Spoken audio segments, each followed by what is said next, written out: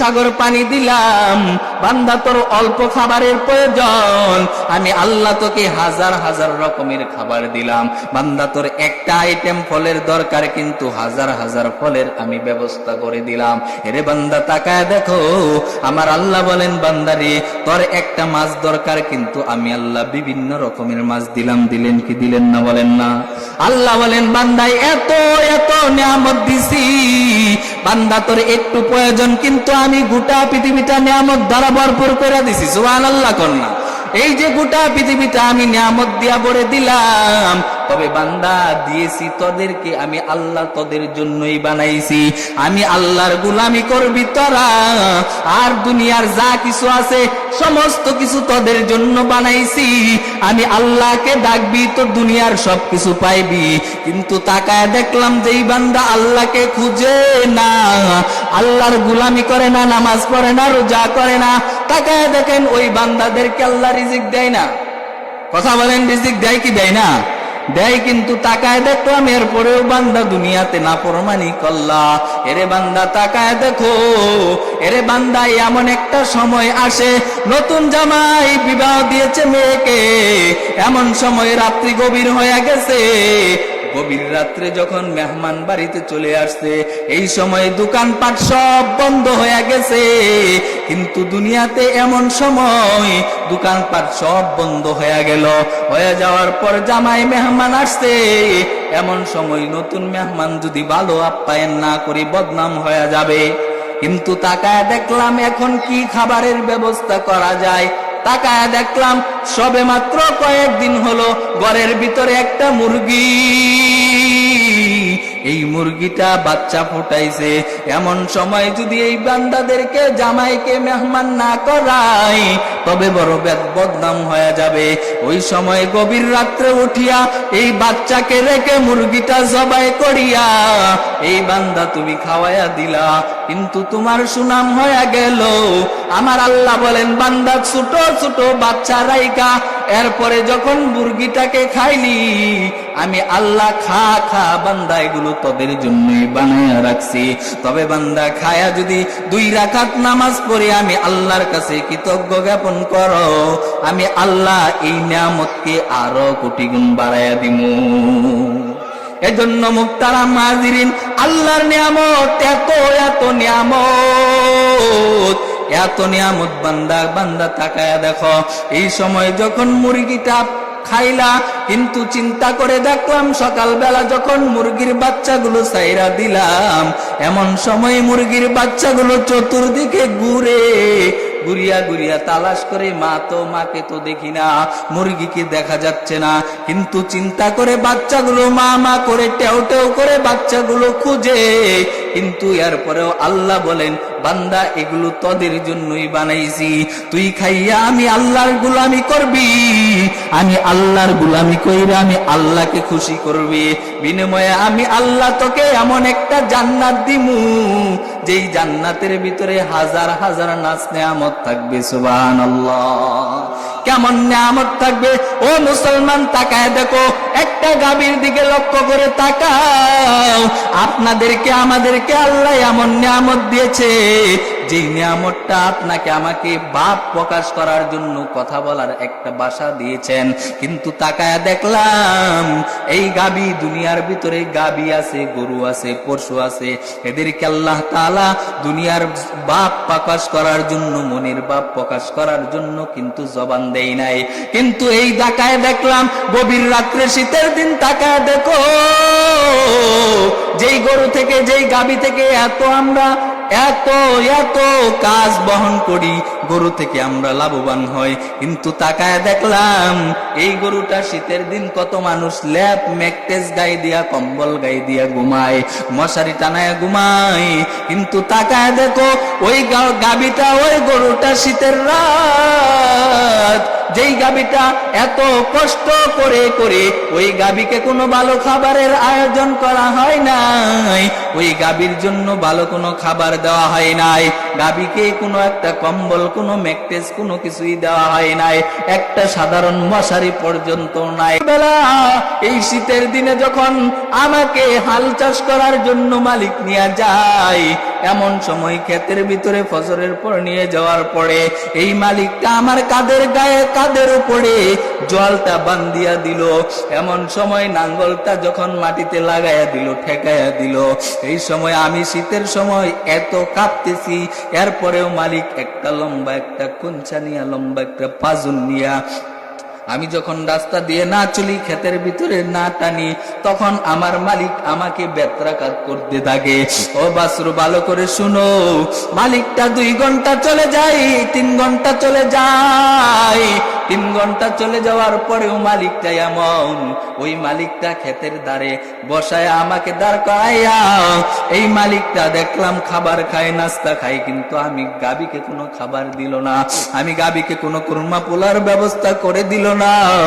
এরপরেও ওই মালিকের শুকরিয়া আদায় করো। এর মুসলমান নবীর উম্মতের দল, আল্লাহ রাব্বুল আলামিন আপনাকে আমাকে এমন এমন নিয়ামত দিয়েছে, বান্দা চিন্তা করে দেখো, ওই গাবিটা মালিকের শুকর আদায় করে, কিন্তু তুমি আর আমি করলাম না। এর মুসলমান তাকায়া দেখো, কিয়ামতের ময়দানে কি হালত হবে। দুনিয়াতে আল্লাহ বলেন, বান্দা তোদেরকে এত সুন্দর কইরা বানাইছি, পৃথিবীর ভিতরে আমি আল্লাহ তাআলা কোন হাইওয়ান, কোন জানোয়ার কেউ কে এমন সুন্দর কইরা বানাই নাই যত সুন্দর কইরা আমি আল্লাহ রাব্বুল আলামিন মানুষকে বানাইছি। সুবহানাল্লাহ। আরো আওয়াজ কইরা বলেন সুবহানাল্লাহ। এর নবীর উম্মতের দল, এজন্য আল্লাহ বলেন, বান্দারে আমি আল্লাহর যত শুকরিয়া আদায় করবি, যত শুকরিয়া আদায় করবি, আমি আল্লাহ তোদেরকে এমন এমন নিয়ামত বাড়াইয়া দিমু যে বান্দা তুই কল্পনাও করতে পারবা না। শুধু তাই নয়, যারা আল্লাহর নিয়ামতের শুকর গুজার করে না, যারা আল্লাহর নিয়ামতের শুকর আদায় করে না, আল্লাহ বলেন, এরে বান্দা, যেই বান্দা আমি আল্লাহর দেওয়া সূর্যের আলো, চাঁদের আলো, আমি আল্লাহর দেওয়া মাছ, আমি আল্লাহর দেওয়া ফল, আমি আল্লাহর দেওয়া রিজিক খাওয়ার পরেও ওই বান্দা আমি আল্লাহর শুকরিয়া আদায় করলো না, আমি আল্লাহ ওই বান্দাকে কঠিন থেকে কঠিন আযাবের ভিতরে গ্রেফতার কইরা দেই। আরে নবীর উম্মতের দল, এত নিয়ামত দিয়েছেন, তবে বান্দা তোমাদের জন্যই সবকিছু দিয়েছেন। ওরে বান্দা, একবার লক্ষ্য করে দেখো, আল্লাহ যেই উদ্দেশ্য নিয়ে পাঠাইছেন সেই উদ্দেশ্যগুলো হাসিল করো। আল্লাহ বলেন, বান্দারে, ওয়ালাকাদ কাররামনা বানি আদম, আমি বনি আদমকে শুধুমাত্র আমি আল্লাহ তাআলার গোলামি করার জন্য বানাইছি।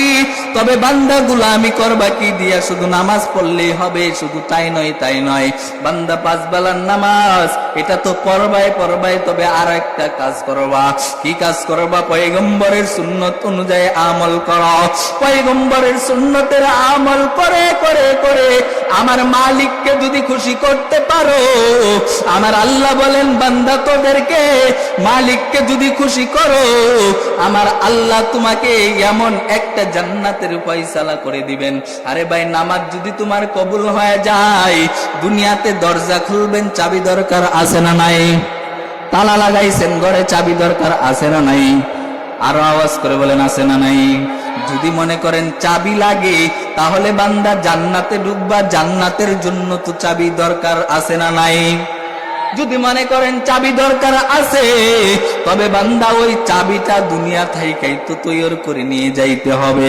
দুনিয়া থাইকা চাবিটা তৈরি করে, চাবিটা সুন্দরভাবে বানাইয়া গুছাইয়া এরপরে যদি বান্দা কবরে যাইতে পারো, আমার আল্লাহ বলেন, বান্দা দুনিয়ার মানুষ, আমি আল্লাহ ওই চাবিটা দিলাম হলো নামাজ। আর নামাজ যার সঠিক হয়ে যাবে, আসসালাতু মিফতাহুল জান্নাহ, ওই বান্দার জন্য এই নামাজটা বান্দার সঠিক হয়ে গেলে, আমার আল্লাহ ওই বান্দাকে আল্লাহ তাআলা একটা জান্নাতের চাবি হাতে ধরাইয়া দিবে। আরো আস্তে কোন সুবহানাল্লাহ। এত আস্তে কোন, মানুষ কিন্তু বেশি না, তুলনামূলক কমও না, এত মানুষ, আরো মানুষ আসবে। কিন্তু এই যে মানুষগুলো আছেন, এই মানুষগুলা যদি একটা সুবহানাল্লাহ, আল্লাহু আকবারের তাকবীর দেন, আরে তাকবীর তো এমন একটা এমন একটা আল্লাহ তাআলার এটা এমন এক তাকবীর, যেই তাকবীরের কারণে রাজা কবি গোবিন্দ এরকম ভাবে পালানো শুরু করেছেন, যেই তাকবীরের কারণে নাস্তিক বেঈমানেরা এমন ভাবে তাকবীর আল্লাহু আকবরের তাকবীর শুনে তারা যুদ্ধ করবে দূরের কথা, এমন সময় তারা শরীরের কাপড়টাই নষ্ট করে দিয়েছেন। চিল্লায় আওয়াজ করে বলেন আল্লাহু আকবার। শরীরের যত শক্তি দিয়ে মালিকের নাম জপবেন, আল্লাহ তাআলার নাম জপবেন। ভাই, আল্লাহ তাআলার নাম নিতে লজ্জা আছে? কথা বলেন আছে? যদি মনে করেন নাই তো একবার চিল্লায় আওয়াজ করে বলেন আল্লাহু আকবার। এই যে আল্লাহু আকবরের ধ্বনি দিছেন, আল্লাহু আকবরের ধ্বনি শোনার কারণে নাস্তিক মুরতাদেরা পালাতে শুরু করবে, ঠিক না বে ঠিক বলেন? নাস্তিক মুরতাদেরা ভয় পাবে, কারণ মুসলমানের একটা তাকবীরের এমন একটা আওয়াজ, এই তাকবীরের কারণে মুসলমানরা যুদ্ধের ভিতরে বিজয়ী হয়ে গেছে। সুবহানাল্লাহ। এই জন্য মুহতারাম হাজিরিন, আমার আল্লাহ জানায়া দেয় এই নামাজটা তোমার জন্য জান্নাতের একটা চাবি। কষ্ট হয়নি আপনাদের? কষ্ট হয়? রাগ করতেছেন? চিল্লায়া আওয়াজ করে বলেন সুবহানাল্লাহ। এই যে আপনাদেরকে সুবহানাল্লাহ আলহামদুলিল্লাহ বলাইতেছি, আরে এটা আমারও লাভ, আপনাদেরও লাভ। কেমন লাভ জানেন? বলে বলবেন তো আপনারই ফায়দা হবে। সুবহানাল্লাহ। জান্নাতের ভিতরে আপনার জন্য গাছ তৈরি হবে। সুবহানাল্লাহ। এই জন্য আমার আল্লাহ জানায় দেই, দুনিয়ার বান্দা নামাজটা সঠিক হয়ে গেলে কিসের চাবি পাবো? জান্নাতের চাবি পাবো। আল্লাহ বলেন, বান্দা যখন দুনিয়া থেকে আমল কইরা আসবা, ওই সময় আয়েশা যখন আমি আল্লাহর জান্নাতে ঢুকবা। আরে বান্দা, তোমরা এমন মুসলমান আর এমন নবীর উম্মত হইছো যে নামাজটা বান্দার সঠিক হয়ে যাবে। নামাজ সঠিক হয়ে গেলে আল্লাহ তাআলা তোমাকে আমাকে এমন একটা জান্নাত দিয়ে দিবে, যেই জান্নাত বান্দা দুনিয়া থেকে কল্পনাও করতে পারবা না। আরে মুসলমান, তাকায় দেখো, আল্লাহর দেওয়া অক্সিজেন, আল্লাহর দেওয়া এত সুন্দর পানি, এই বান্দা দুনিয়াতে যা কিছু করে, বান্দা যদি আমল নাও করে, এরপরে আমার আল্লাহ বেজার হয়ে খানাও বন্ধ করে নাই, পানি বন্ধ করে নাই, অক্সিজেন বন্ধ করে নাই, করছে? করে নাই। কিন্তু আল্লাহ বলেন, বান্দা রে, আমি তোদের জন্য, কিন্তু তোরা যদি আমি আল্লাহকে খুশি করতে পারো, আমি আল্লাহ তোদেরকে এমন একটা জান্নাত দিব, যেই জান্নাতের তলবেশ দিয়া এমন এমন নহর জারি হয়ে যাবে, যেই নহরটা এমন থাকবে, নহরের ভিতর দিয়া আল্লাহ রব্বুল আলামিন মধুর নহর, শরবতের নহর, বিভিন্ন রকমের এমন সুন্দর সুন্দর এত মজার খাবার দিবে। জান্নাতের ভিতরে বান্দাকে এমন এমন ফল দিবে। আরে ভাই, দুনিয়াতে ফল খাইলাম, দুনিয়ার ফল, জান্নাতের ফল। বান্দাকে যখন জান্নাতে একটা ফল দেওয়া হবে, ওই বান্দাটা জান্নাতের একটা ফল খাবে। ধরেন একটা আপেল খাইছে, খাওয়ার পরে এই বান্দাটা চিন্তা করে দেখেন, এই ফল তো আমি আল্লাহ তাআলা দুনিয়াতেও আমাকে খাওয়াইছে, জান্নাতেও দেখি একই রকমের ফল। তখন আল্লাহ তাআলার এই বান্দা জান্নাতি যখন একটা ফল খাবে, ফল খাইবে আর বলবে, দুনিয়াতে যেই ফল খেয়েছি এর চাইতে দ্বিগুণ দ্বিগুণ কোটি কোটি গুণ মিষ্টি আল্লাহ তাআলা জান্নাতের ফলে দিয়েছেন।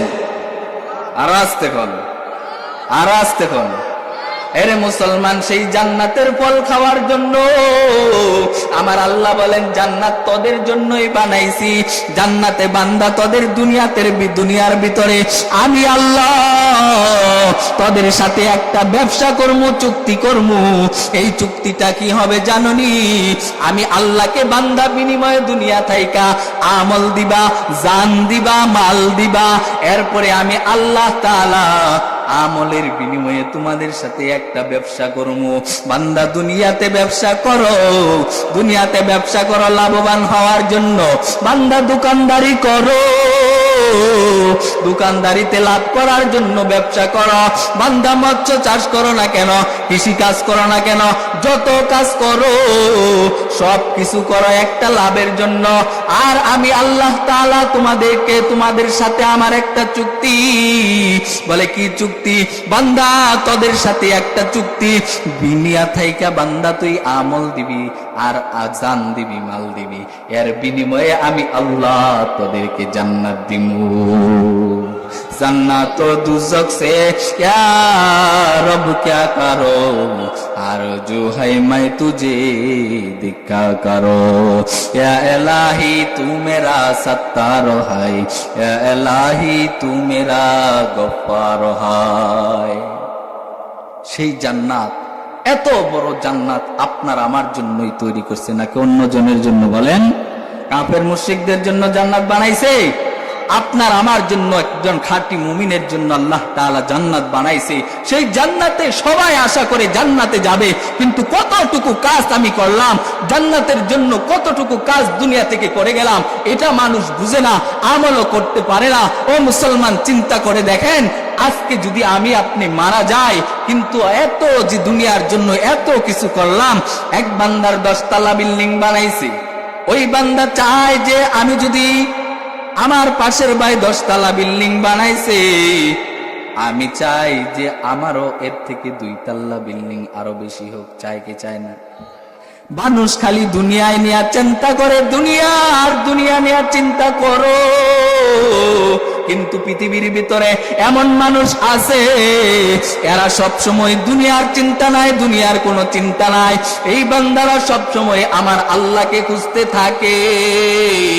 ও মুসলমান, চিন্তা করে দেখলাম ওই সমস্ত মানুষেরা যারা আমার আল্লাহ তাআলার গুণগান গায়, আর এই যে শীতের রাতটা কত একটা গভীর শীতের রাত, এই শীতের রাত্রে যারা আল্লাহওয়ালা, আল্লাহর বড় আসে, এই বান্দারা শীতের রাত্রে উঠিয়া ঠান্ডা পানি দিয়া বান্দা ওযু বানাইয়া, এরপরে যখন জায়নামাজটা বিছায়া মালিকের দরবারে 2 রাকাত নামাজ পড়ে মালিককে ডাকে, আর মালিককে বলে, মালিক দুনিয়াতে কত গুনাহ করলাম, কত নাফরমানি করলাম, আমার চেয়ে নাফরমান পৃথিবীতে আর কেউ নাই, আমার চেয়ে গুনাহগার পৃথিবীতে আর কেউ নাই। আল্লাহ তুমি আমাকে যদি মাফ না করো তাহলে তো জাহান্নাম ছাড়া উপায় নাই। মালিকের দরবারে কান্না করতে থাকে। আমার আল্লাহ বলেন, উদউনি আস্তাজিব লাকুম। বান্দা, শেষ রাত্রে যখন গভীর রাত্র হয়ে যায়, এমন সময় তোমরা ঘুমাও, কিন্তু জমিনের ভিতরে এমন আল্লাহ ওয়ালারা আছে, এরা সব সময় ঘুমানোর কোনো চিন্তা করে না, খানার চিন্তা করে না, বাড়ির চিন্তাও করে না, গাড়ির চিন্তাও করে না। এই বান্দা খুঁজে আমার আল্লাহকে কখন পামু, এই চিন্তা করে করে করে বান্দা বেকার হয়ে যায়। আল্লাহ বলেন যে এই বান্দা এই যায় নামাজে বসিয়া আমি আল্লাহকে পাওয়ার জন্য, বান্দার গুনাহ মাফের জন্য চোখের পানিটা ছেড়ে দেয়, ওই সময় বান্দার চোখের পানিটা গালের ডুগার আসার আগে আগে আমি আল্লাহ ওই বান্দার আমলনামার গুনাহগুলো মাফ কইরা দেই। এরে মুসলমান, গুনাহ করে করে জীবনটা কাটায় দিলাম, জান্নাতের পুঁজি কতটুকু করলাম? জান্নাতের পুঁজি একটুকু নাই। চলিয়া তো যাবই, হায়াতে জিন্দেগি অল্প মাত্র একটা সময়। ও মুসলমান, এই অল্প সময়ের ভিতরে বলেন তো, এখানে আমি এখন কথা বলতেছি, আরেকটা কথা বলতে পারবো এমন সুযোগ আছে? আওয়াজ করে বলেন, আছে? এমন সুযোগ নাই। এখান থেকে আপনি উঠিয়া ওই পর্যন্ত রাস্তায় যাবেন, এই সুযোগ নাই। বান্দা, আজকে আসো কালকে বাঁচবা, এটার কোনো সুযোগ নাই। ওরে মুসলমান, নবীর উম্মতের দল, আমার আল্লাহকে যদি পাইতে চাও, জান্নাত যদি পাইতে চাও, ওই কিয়ামতের আযাব থেকে যদি বাঁচতে চাও, তাহলে দুনিয়া থেকে আমলের পুঁজি ছাড়া আর কোনো কিছুর ব্যবধান নাই। ও মুসলমান, কিয়ামতের ময়টা বড় একটা ভয়ঙ্কর ময়দান। কিয়ামতের ময়দানে যখন গুনাহগার গুলো দাঁড়ায় যাবে আল্লাহর কাঠগড়ায়, এমন সময় আল্লাহ বলবেন, আজকে আমি নেককারদেরকে আলাদা করব, গুনাহগারদেরকে আলাদা করে দিমু। ওরে বান্দা, আজকে দুনিয়াতে যারা নেক কাজ করছো, আমি আল্লাহ তাদেরকে জান্নাত দিমু, আর যারা নেক কাজ করো নাই, আমি আল্লাহ তাদেরকে জাহান্নামে পালায়া দিমু।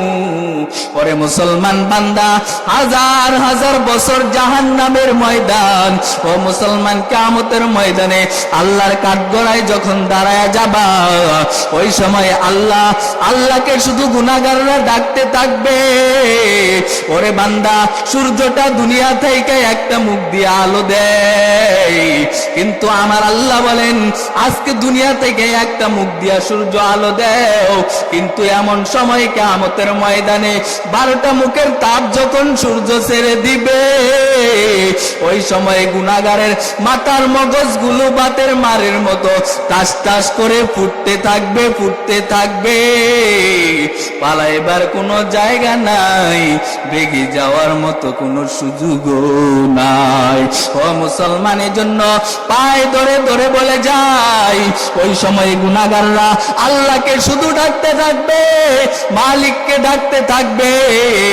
আমার আল্লাহ ওই গুনাহগাররা যখন মালিককে ডাকবে, এমন সময় আল্লাহ বলেন ওই গুনাহগাররা যখন আমি মালিককে ওই সময় ডাকবে, তখন ওই বান্দাদেরকে 1000 বছর বান্দা যখন আমাকে ডাকবে, 1000 বছর পরে আমি আল্লাহ একটা ডাকের সাড়া দিমু।